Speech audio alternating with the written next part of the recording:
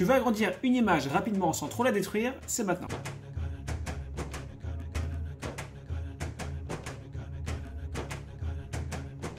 Salut à tous, c'est Gali, j'espère que vous allez bien. Et oui, aujourd'hui, petit tuto sur Photoshop, car je ne sais pas si vous savez, mais sur ma chaîne, il y a une vidéo qui fonctionne très bien depuis le tout début, et bien c'est des tutos sur Photoshop. Et du coup, ce qui fait que j'ai beaucoup de personnes qui viennent me voir de temps en temps, sur Facebook principalement, ou sur Discord, qui me disent « Ah Gali, est-ce que tu pourrais nous donner un petit conseil sur ça, ça, ça, ça ?» Et je me suis dit, tant qu'à faire, je vais reprendre les questions qui me reviennent souvent, et je vais faire des tutos, comme ça je dirais « Bah tiens, tu sais pas ça, bah tu peux aller voir ma vidéo. » Tout simplement. Donc oui, on va voir comment agrandir une image. On est souvent des fois confronté lorsque, par exemple, on fait du montage d'images, principalement en tout cas, lorsque, imaginons, on va chercher peut-être, pourquoi pas, un logo, ou un paysage pour faire un montage photo, ou autre chose, et on est toujours bloqué, en fait, parce que quand on veut l'agrandir, évidemment, ça pixelise énormément, et on se dit « Merde, comment je vais faire ?» Et bien, depuis quelques générations de Photoshop, et bien il y a une fonctionnalité qui fonctionne très bien. Attention, un point bien sûr, c'est pas une solution miracle. Évidemment, le top est toujours de trouver, si vraiment en fonction de l'image finale que vous avez besoin, c'est de trouver l'image la plus riche en éléments, enfin la plus grosse quoi. C'est-à-dire que évidemment, si jamais j'ai une image qui fait entre un carré par exemple qui fait 1000 pixels par 1000 pixels et que j'en trouve une 300 par 300, autant prendre la 1000 par 1000 et comme ça au moins j'aurai de quoi faire. Donc on va rapidement regarder comment on fait ça et je vous invite à rester jusqu'à la fin de la vidéo. Il y aura une petite astuce qui fait partie aussi de l'agrandissement d'image, voire le rétrécissement sans perte de qualité.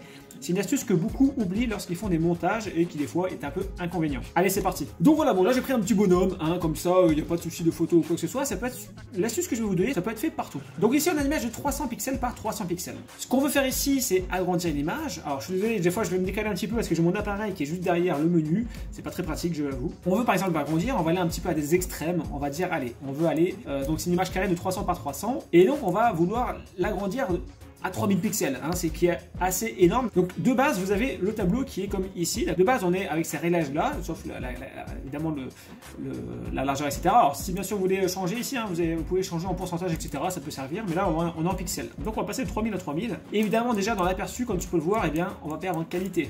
On a du flou, on a du bruit qui va se créer tout autour, et le résultat ne va pas être très joli. Voilà, on est ici. Donc voilà, là j'ai stocké mon image sur une image qui fait donc 3000 de hauteur et 6000 de côté, comme ça on pourra comparer facilement les deux images qui sont côte à côte. Donc je fais un petit retour en arrière, voilà mon image de 300 pixels, évidemment ça fait une toute petite image. Alors avant de commencer, il va falloir vérifier un réglage. Alors comme je vous l'ai dit, je crois que c'est à partir de Photoshop 2018 à peu près qu'on a eu cette petite fonctionnalité, cette technologie comme il l'appelle.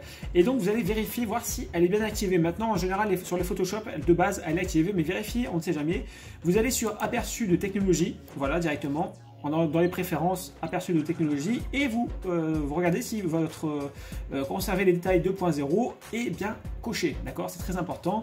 Si c'est fait, ok, pas de problème. Et donc à ce moment-là, vous allez voir, c'est pas très compliqué comme principe, mais ça mérite d'exister et de bien fonctionner et surtout être automatisé, surtout. Donc encore une fois, on va faire agrandir image, hop, voilà. On va demander toujours à faire 3000 pixels, ça ne change pas. Bien sûr, ici, un gardien, veillez toujours ici coché hein, pour dire que vous gardez les proportions entre hauteur et largeur. Et dans rééchantillonnage, cette fois-ci, on va aller sur la 2.0, d'accord.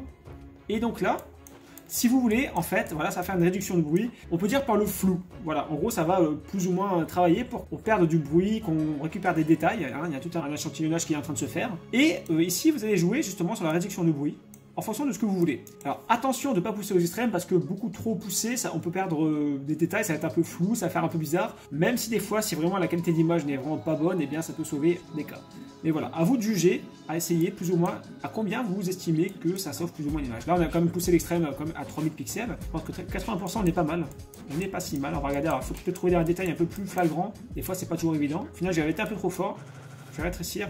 On va dire regarde à 50%, j'agrandis, et voilà. Alors comme ça, sur l'écran, vous n'allez pas voir la différence, c'est sûr, je pense que ça va pas être forcément évident. Je vais mettre à côté. Alors moi, personnellement, je la vois directement, mais bon, je suis sur mon écran, donc c'est peut-être pas quelque chose de facile. On va mettre les têtes côte à côte, vous allez voir, on va partager le dessin en deux. Voilà, donc là, j'ai mis les deux images, j'ai coupé, vous voyez, comme vous pouvez le voir dans le masque, j'ai partagé l'image en deux. Hop, on va zoomer peut-être par exemple sur la tête. Donc voilà, j'ai fait un petit texte pour vous voyez avant-après, bon, c'est juste inversé, mais c'est pas grave. Et il n'y a pas d'accent, je sais qu'il n'y a pas d'accent, c'est parce que ce type d'écriture n'avait pas d'accent et j'avais la flemme de changer le type d'écriture. Donc à droite, comme vous pouvez le voir sur votre écran, eh bien c'est avant que je mette ce rééchantillonnage, et à gauche, lorsque je l'ai mis, eh bien on voit clairement la différence au niveau niveau des yeux, des sourcils. Regardez, on va encore zoomer. Regardez, rien qu'est-ce qu'il y a autour des yeux, vous voyez. Il y a plein de choses qui ont disparu. On a perdu cet effet de bruit en fait qui s'est créé hein, avec tout ce qu'on a agrandi en fait. Donc c'est vraiment assez flagrant. Vous voyez tout ce blanc qu'il y a autour ici, etc. Autour des yeux, hein, on voit très bien les sourcils, etc. Vraiment. C'est flagrant et c'est un principe vraiment très pratique. Alors pour l'exemple, j'ai voulu aussi prendre par exemple un Monsieur Muscle, j'avais utilisé pour une autre vidéo que j'avais fait. Donc l'image de base elle était à peu près à 400 pixels, on l'a augmenté à 2000 et vous allez voir encore une fois la différence. Alors ici voilà, celle de gauche, donc c'est ça, c'est avant, ça c'est après. Ne vous inquiétez pas, j'ai fait ça un peu mieux quand même. Voilà, à gauche c'est ce qu'il y avait avant et à droite c'est le résultat après avoir fait cette modification au niveau des réglages, le rééchantillonnage. Et voilà ce que ça a donné, on peut le voir directement surtout alors au niveau des muscles et au niveau du visage. En gros ça va lisser tout ça en fait.